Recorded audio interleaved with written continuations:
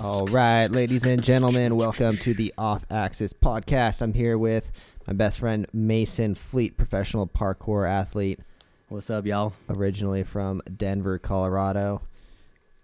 We're here in Las Vegas under quarantine still. It's April 10th or so. And got a banger yesterday, that was for sure. Been talking about having Mason do a front flip over the second story balcony. Well, yeah, pretty much over the balcony. We'll run it real quick. Down to the first floor, landing on the ground on that blue mat. It's pretty epic. What is it, like 12-foot drop or so? Yeah, probably something like that. Whee! Boom. Crazy. Yeah. Parkour indoors. But on to one of the main topics that I wanted to talk about. So yesterday, Mason was informed that summer shows are canceled, right? Yeah, unfortunately. So Mason was supposed to... This is not funny at all because that's a lot of money gone. And when you're an acrobat, you need those summer contracts. And, like, dude, you're supposed to be at Cedar Point, right? Doing the All Wheels Extreme show, like a parade or something you guys had going. And then they just told you originally it was going to be delayed, right? Yeah. So it was like a 3 or 4 month contract, performing 7 days a week. And yeah, I was supposed to start May 27th, go through August 18th or something. And then coronavirus started hitting, and they said everything's still going according to plan. Hopefully this will just blow over. And then I got an email a few weeks later saying the dates might be pushed back. And then a couple weeks later, they said basically all the performing contracts. What's up, Mama? All the performing artists are basically no-go for this summer, and they might not even open up the amusement parks this summer. Damn. So come a little closer to the microphone. Yeah, that's a real wrench in my gears or whatever. Yeah. In my plans. Just because it was kind of the one thing I was looking forward to, or just trying to make it up until the summer. A lot of times during the winter, I'm not making as much money performing, so then I'll have to get like a normal person job, like a muggle job, or Yeah. so yeah, now hopefully I'll get like a Halloween contract or a Christmas holiday time contract. But as far as the summer goes, I don't know how I'm going to be providing for myself. I got to figure something out. Yeah. Yeah, it's a bummer because it's almost like that contract starts like 3 months before, because you have to start like preparing. Like you can't take like a long-term job. You have to like stay, like, I don't know, you're pretty much preparing for the summer. Like you're pretty much ready to quit your job or whatever you have going on in a few months. And you're pretty limited to your options that you can take, because like you can't go get a job a month before. So you're like kind of stuck, and it's like almost like this never-ending cycle of like you do one summer, you come back, you usually live for like a month, then you get a job or whatever you have going on. Sometimes you do Halloween shows, sometimes I guess it lasts until Christmas, and then you have like this 5 or 6 month period where there's like not really any performing jobs, and if they are, it's just like gig to gig stuff that doesn't really pay that well. So that's like a huge like impact on like everyone's lives. Like no one can entertain this summer pretty much. Yeah, it's kind of rough. I mean, ideally I'd be performing or have some sort of consistency. Like I've had a consistent summer job. I've had a consistent Halloween contract. Last holiday season, I started doing Christmas shows.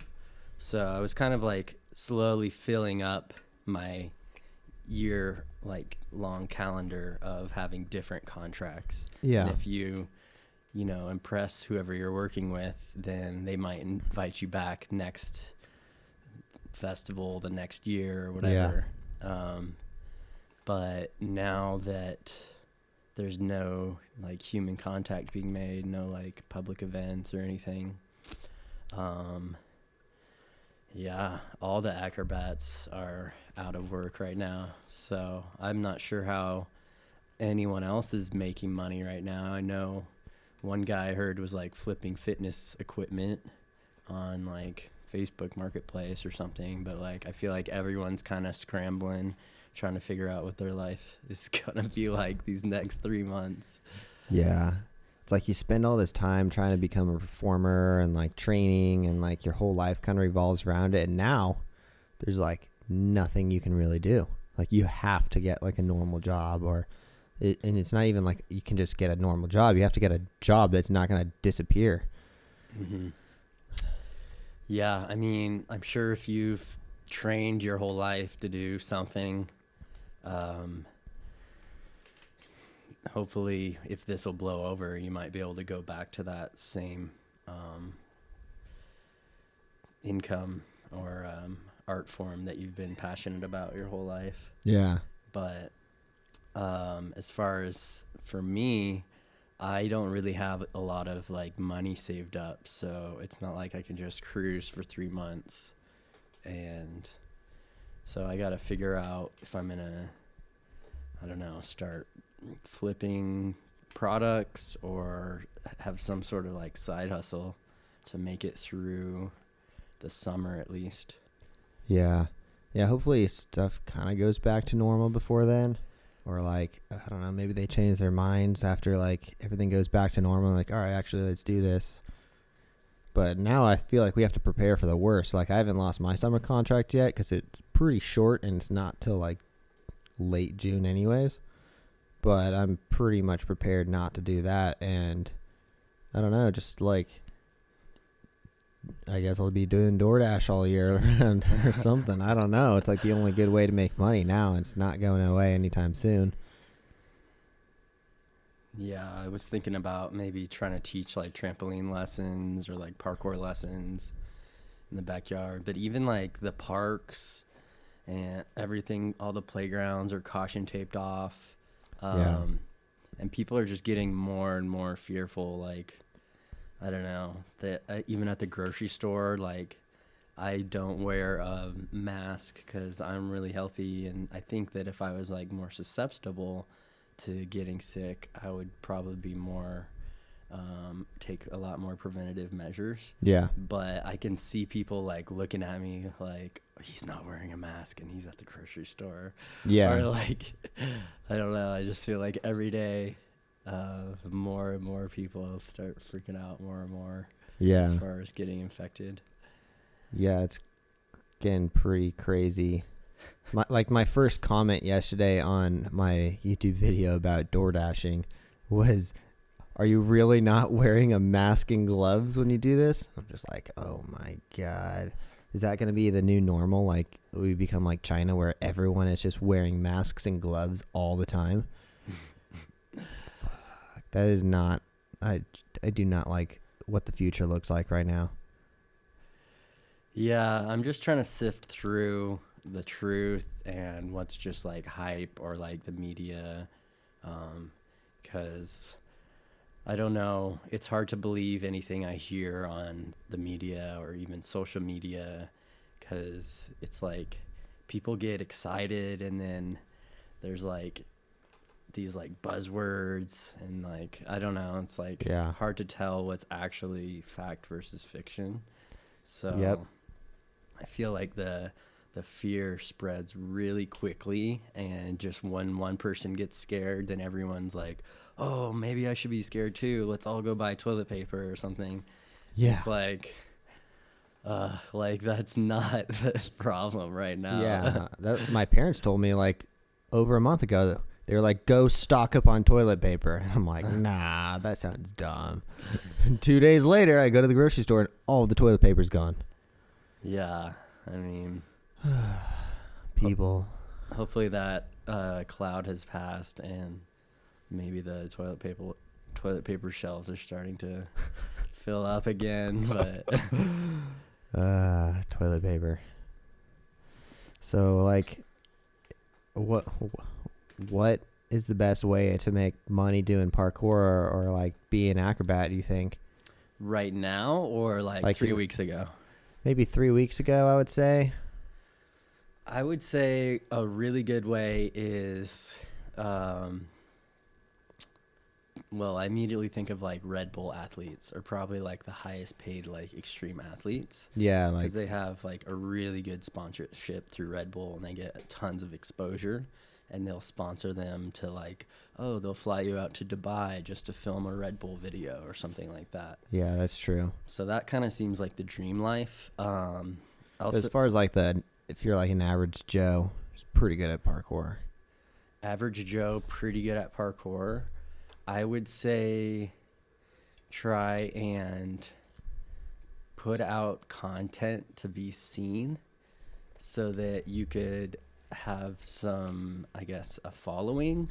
Or for me, my cat's like meowing at us. For me, I started doing, I went to a parkour gym. I was working super hard for like a year. Yeah. And then I got on their performance team.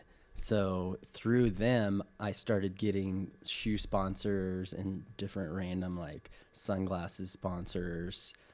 So I got a lot more exposure and training by going to like the parkour gym all the time. Yeah. And then getting on their performance team. And then from there, I started doing summer shows in amusement parks. Yeah. So then I could kind of grow like a little fan base, I guess. That's when I started doing Instagram. And from there, I started getting my own sponsor, like Garden of Life. Shout out to Garden of Life for keeping me healthy throughout the years. Garden of Life. But when I sent my proposal to become a brand ambassador for Garden of Life, I said, I'm doing shows every day at amusement park. Kids are always coming up and taking pictures with me. And so people kind of look towards you to see like, what is this guy eating? Or like, what supplements is he taking? And stuff like that. So that kind of exposure gets you, I guess, sponsorships. And then when you first start getting sponsorships, usually it's just items. So I would get free things. And then once you kind of start working your way up, then they'll actually start paying you to do like a commercial or something. So like one time I was on like a Vivo Barefoot commercial, and me and a bunch of the guys from the parkour gym, we all just wore the different barefoot shoes, and we all filmed a commercial in these shoes, and it paid really well. So for an average Joe, that's kind of like how I worked my way into getting paid to do parkour. Yeah. Yeah. I think like nowadays it's mostly about doing as much content as you possibly can, and like always like kind of criticizing yourself on like what you do and like making yourself better. Like content is everything now. Like we got into like being professionals before Instagram and stuff came around. Like I think that was like a year or so after we met and we're doing shows. But nowadays it's like you gotta just keep putting out content as much as you can to have any sort of like, no one's making money if they're not making content, you know? Mm-hmm. Yeah, and it's a really good way to connect with people too. Yeah, for sure.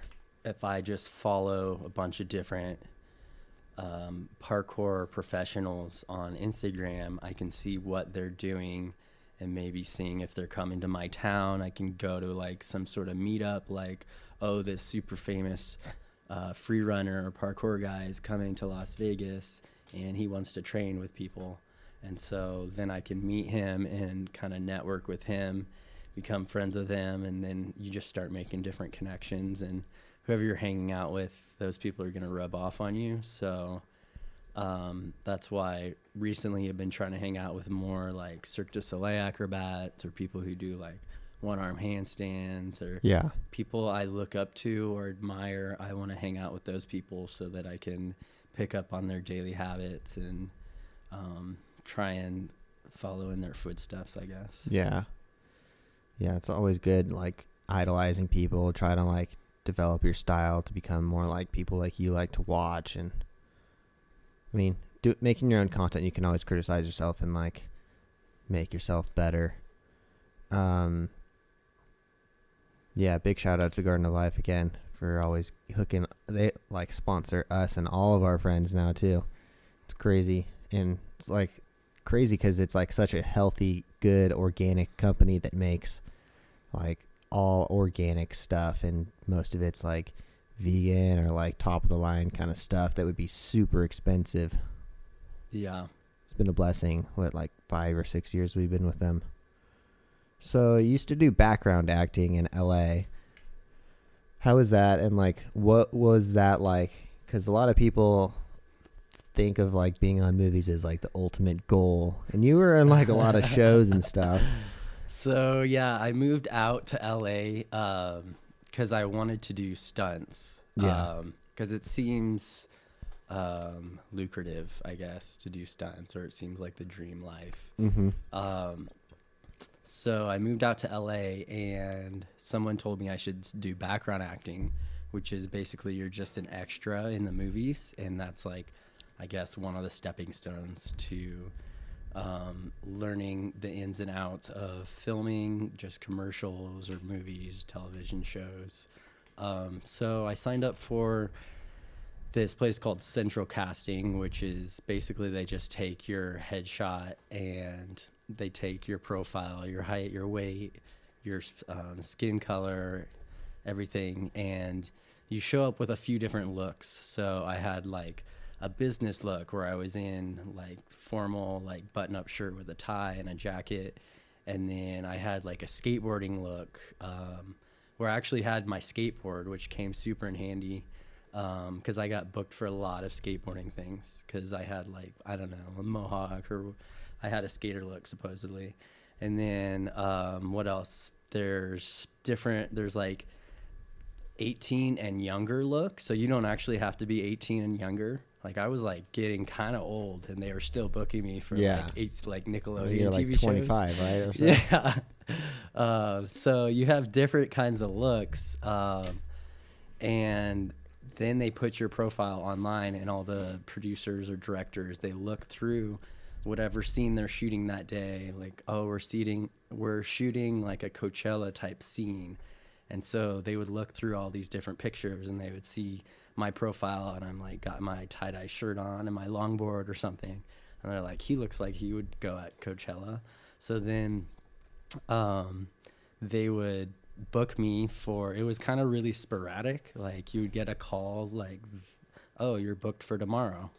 So it was a little bit inconvenient just because I would have plans with my friends or something, and it'd be like, oh, never mind, I got to work tomorrow. Yeah, and you got out of nowhere. You got to be there at, like, 8 a.m. And I was living in Azusa, which is, like, east of, like, Pasadena. And so I would have, like, an hour and a half commute to anywhere in, like, downtown LA. Yep. And then after that, I was living in Orange County in Laguna Niguel, which was super far south. So the hour and a half commute was pretty steep to 3-4 times a week all the time. Yeah. Especially if you had a, like, 8 a.m. call time. Then I would have to leave my house at, like, 5:30 because traffic would add another hour or so, and it would be like a 2.5 hour drive. Especially sometimes they're shooting super far north up in, like, Ventura or so background acting, they would book me for random different shows, and luckily I was going through a company, so I would never really know the show I was on.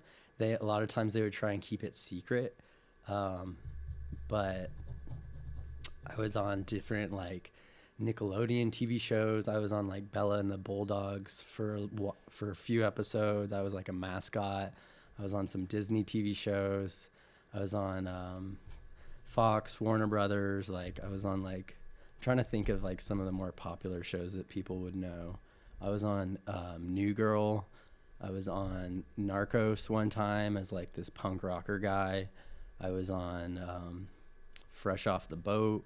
I don't really watch TV, so Yeah. I didn't really have like this starstruck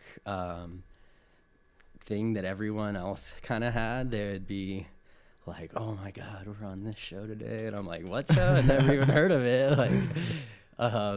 So luckily, yeah. I mean, it was a lot of fun just meeting new people every day. Like everyone's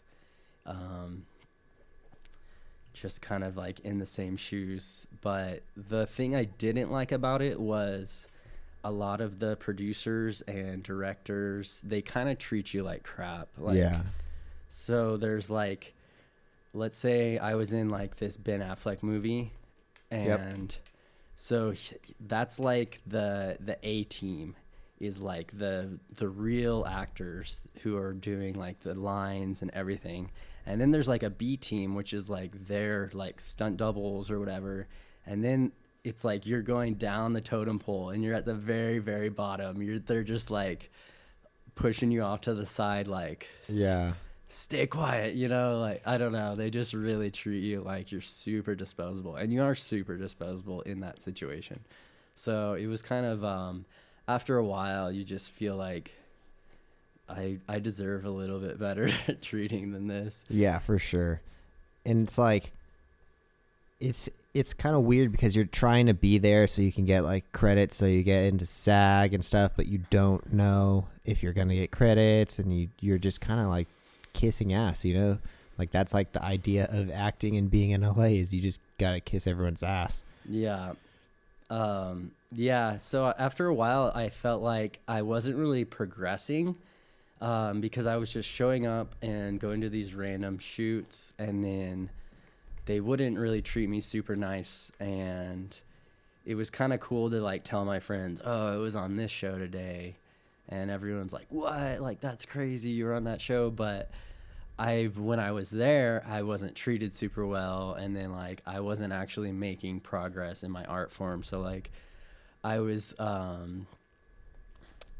at like all these different shoots, and I would do like a standing back tuck or a handstand or something, because I want to get seen so I can be like a stunt person. Yeah. And they would say, "You're not hired as a stunt person today. Like, you're going to get hurt, and then I'm going to get fired because you got hurt." And like, people just start freaking out. Like if I ever did any sort of like parkour on the set.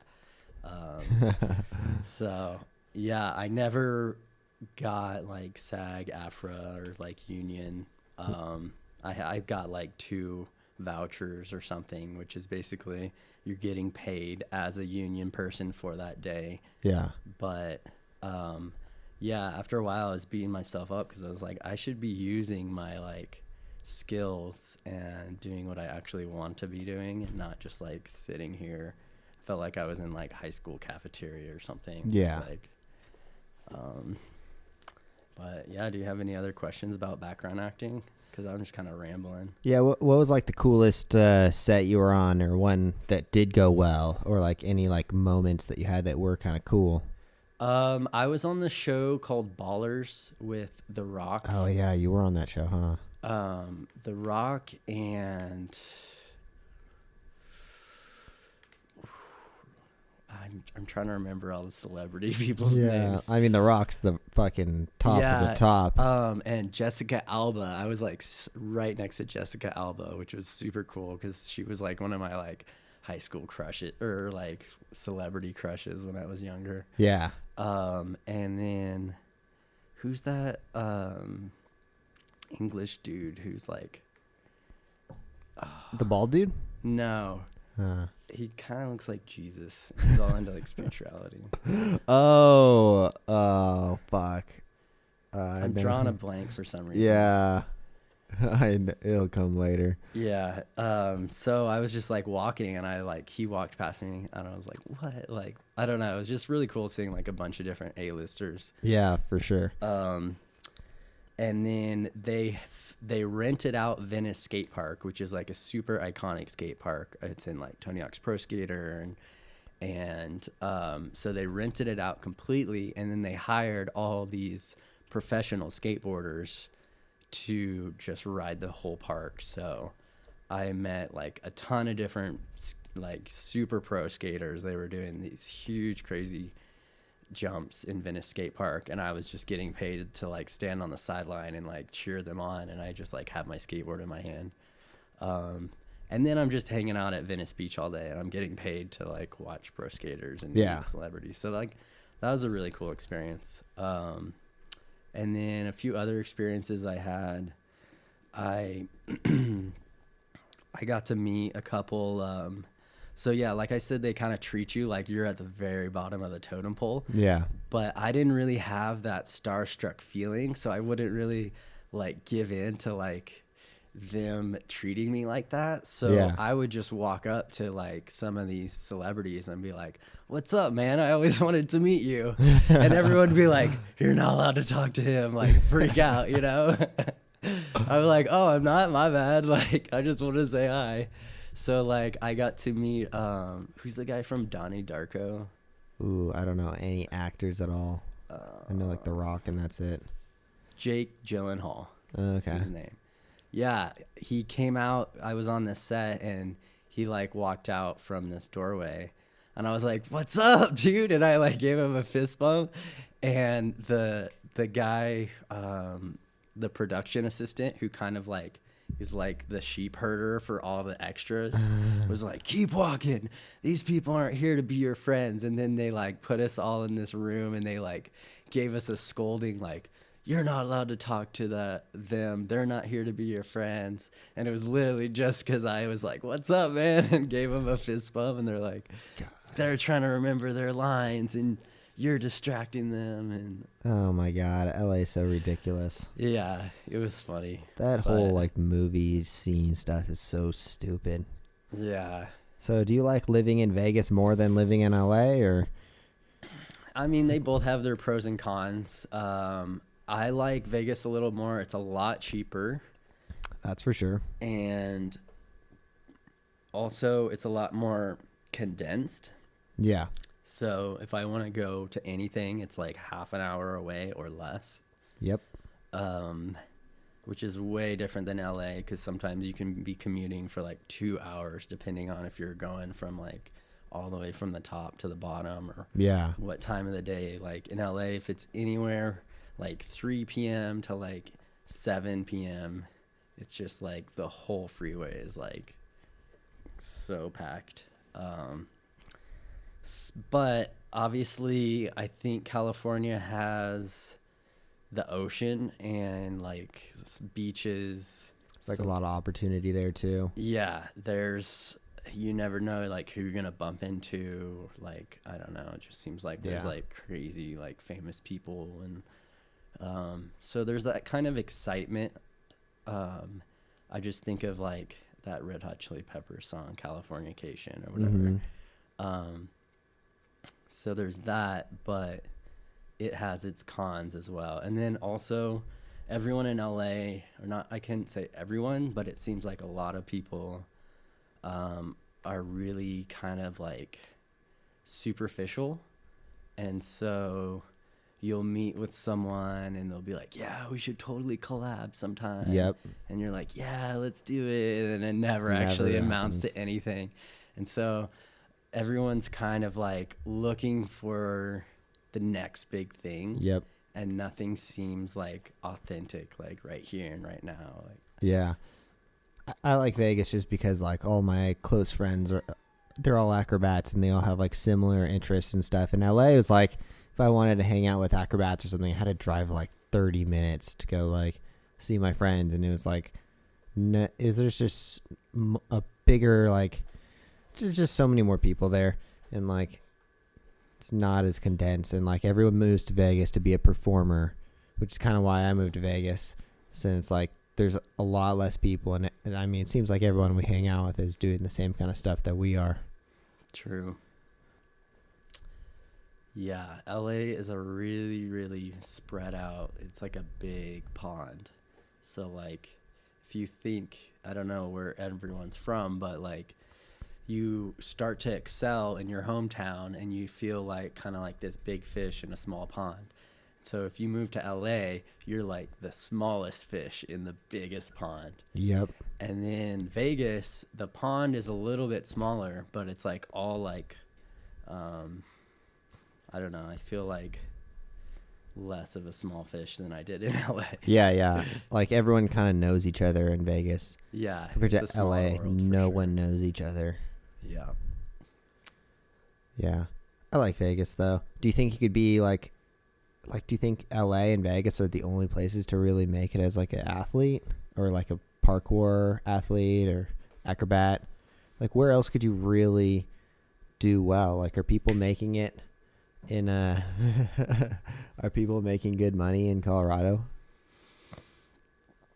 Good money? I don't know about good money, but there's a really big parkour scene in Colorado. Yeah. So there's like a really awesome community.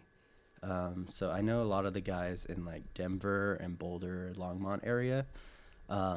And there's tons of parkour gyms in Colorado, which creates communities. So there's like a big parkour scene, and everyone in Colorado is kind of like outdoorsy, like going hiking and camping, and there's like skiing and snowboarding. So everyone's like pretty active, like into like fitness and stuff like that. So if you're trying to grow as like a parkour athlete, I definitely say that's a really good spot to be. Yeah. But financially, I don't know how those guys are doing as far as... Yeah, other than teaching, like what else do you really do?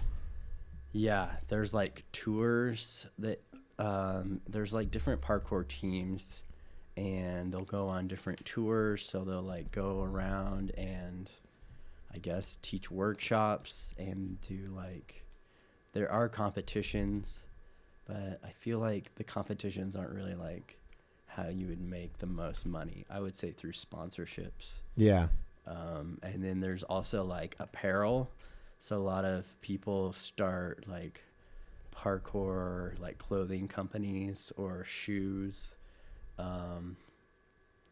and other ways to make money through parkour. Yeah, I would say teaching or apparel, or you could obviously start your own parkour gym.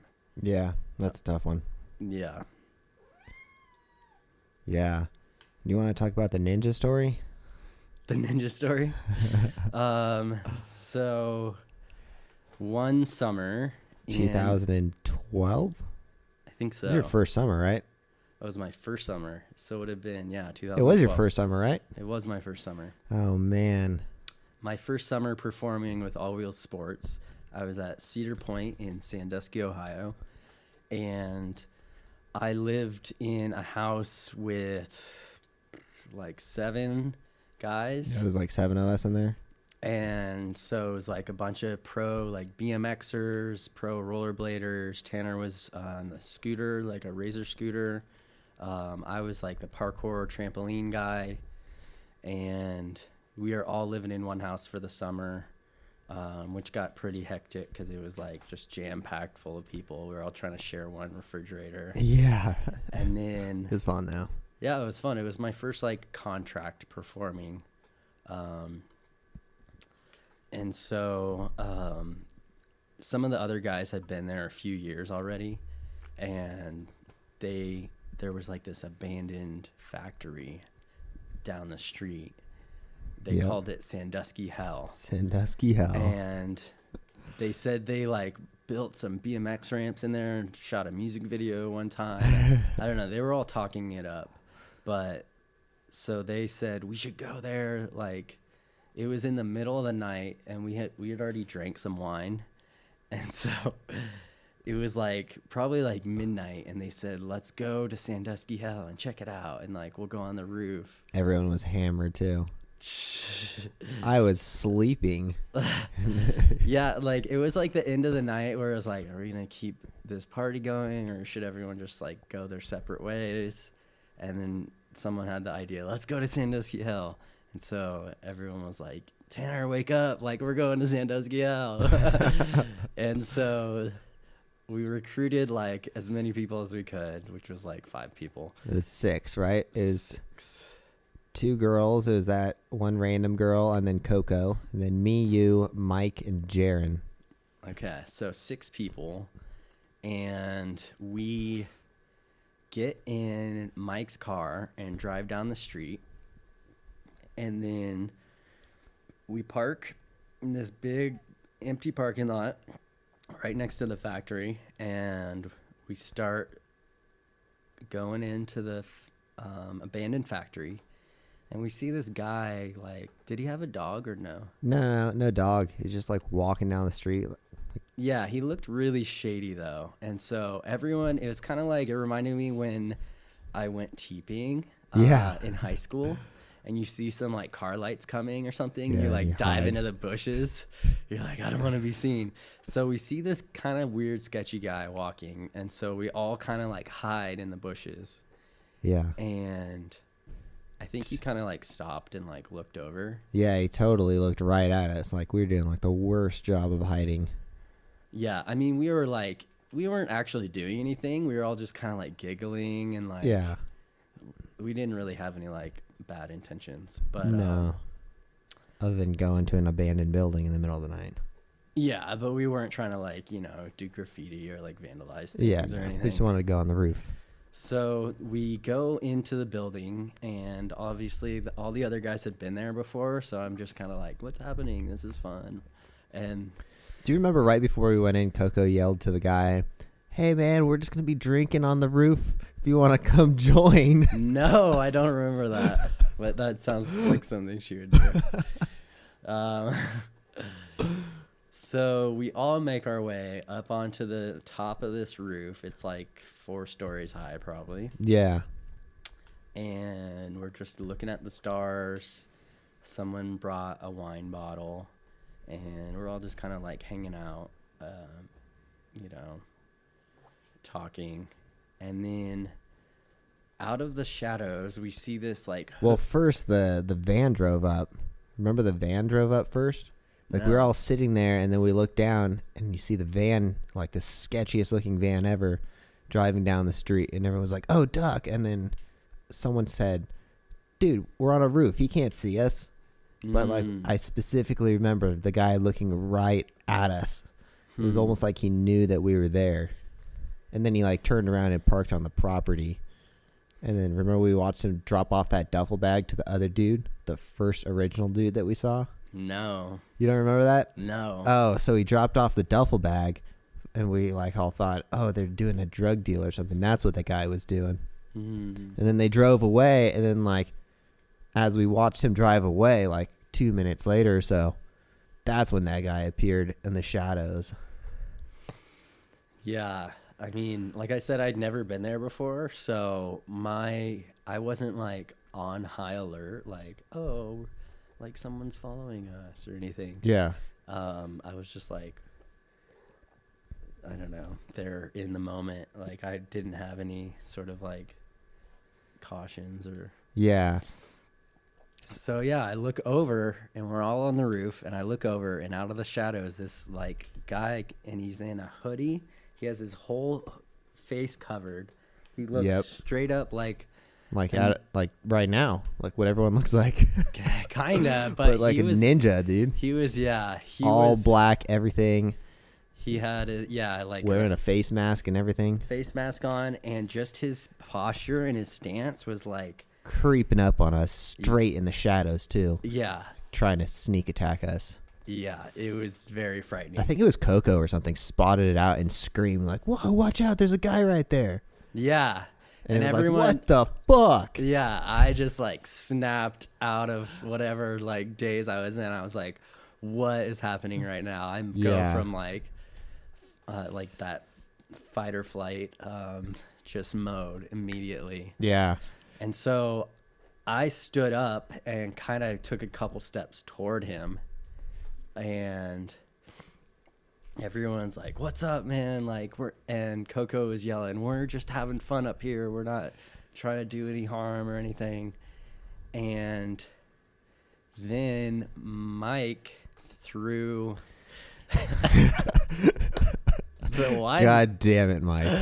He does like an underhand throw, I think, Yeah. of the wine bottle. Well, just for example, we had nothing except for a few beer cans and a wine bottle to defend us.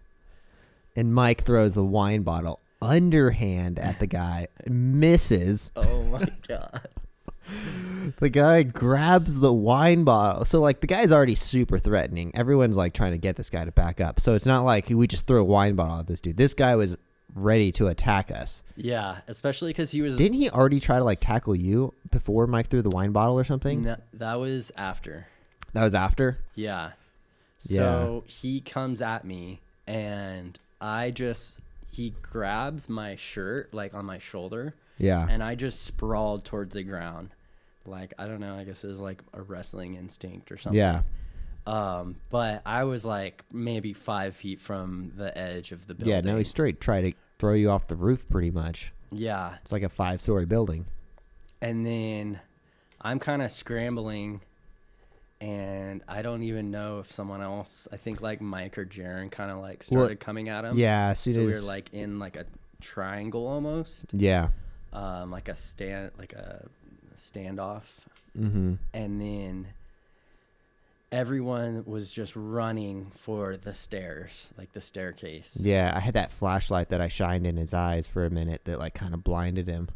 I had this like big police flashlight that took me a while to realize that was actually kind of a weapon. Yeah. So Tanner's like flashing this light in his eyes, and then everyone books it down the stairs. Yep. And there were some like 4x8 like plywoods over the stairs. Yeah. So I remember just like sliding down. Not even like running downstairs. We're literally like doing baseball slides for our life. Yeah. Running from this guy who was literally trying to kill us a second ago. I remember Jaron was already on the phone with 911 calling them, letting them know like what happened. So yeah, we all get down all the 3 or 4 stories, and then we crawl out the window that we came in, and we all run as fast as we can and get into the car. And then I remember getting in the car. This is Mike's car. Yeah, but the girl was behind or something, right? Everyone was in the car, and then I was like, where's Mike? And I like turn and look to my left, and he's in like a standoff with the guy. Oh yeah, who had a straight up 3 or 4 foot long pipe. Yeah. At the time. And so I get out of the car and kind of stand in like a triangle between the guy and Mike. And the guy turns at me, and I just start running. And I don't know if he threw the pipe or... Yeah, I think he threw it at you. He threw it. It hit me right in the middle of the back. I remember it hurt so bad. And then I just kept running. Like, I ran like a whole lap around this building. Yeah. And then the guy... Oh, right before this happened... a second guy comes out. He broke Mike's elbow with the bat first. Remember that? That was after he threw it at me. Oh, was it? Yeah. Yeah, and then out of nowhere, the second guy came in with fucking a like bear mace or something. It looked like a mini keg with like a spray tube on it. Yeah, I didn't see that part because I was just running. Yeah. So at this point, everyone gets out of the car and is just like running. And Jaron called 911, and supposedly the cops are on the way. And then I don't even... Well, we all like, once that second guy came in, like, he just started spraying. I just remember him spraying mace everywhere. And like, I just remember like the smell of it, like it like blocked my breathing and I couldn't breathe anymore. So at that point it was like, just abandon the car and run for your life pretty much. Yeah. Fortunately, once we started running, that's when this whole situation went on for a solid 5 or 10 minutes because like the cops arrived. You know, it takes them quite a while to get there. Mm-hmm. As we're running down the street, the cops are driving up the street, and then the guys who were chasing us like kind of retreated and went back into the building Well, first they broke all Mike's windows on his car and shit. Yeah, they took the metal pipe and broke out all of his windows and like his mirrors and stuff. Yeah. And then the cops eventually drove us home, and then we got charged for trespassing. Yeah, we got charged after this. Someone tries to kill us. And it seemed like the cops kind of knew who this guy was. Yeah. They're like, oh, yeah, we had to deal with him like a couple weeks ago or something. And we're like, wait, Yeah. what? Like, and then the next day, our names are in the newspaper, and with like our house, it's like, They put all of our information, all our full name, where we lived in California, like our home address, and where we were currently living too. Like they put literally our address for guys who did not get caught. In case those guys read the newspaper, they would have known exactly where we lived. yeah, that was really messed up. I remember. And they made us look like we were the bad guys too. Yeah. Like Sandusky men fight for their lives or something against other like extreme sports athletes of the All Wheels Extreme show. Yeah. God. So yeah, then we all had to go to court for our trespassing. Mm-hmm. And I remember the judge was like, so you guys like in the X Games or something? He's like, that doesn't sound like something people would do if they were in the X Games. And Yeah. like, I don't know. The judge Yeah, was he like kind of asked his assistant, like, you don't think the guys that do the X Games are breaking into an abandoned building at 4 a.m, right? And they're like, no, I don't think so. It's like they just like let us go. Yeah. So luckily we didn't get charged for trespassing.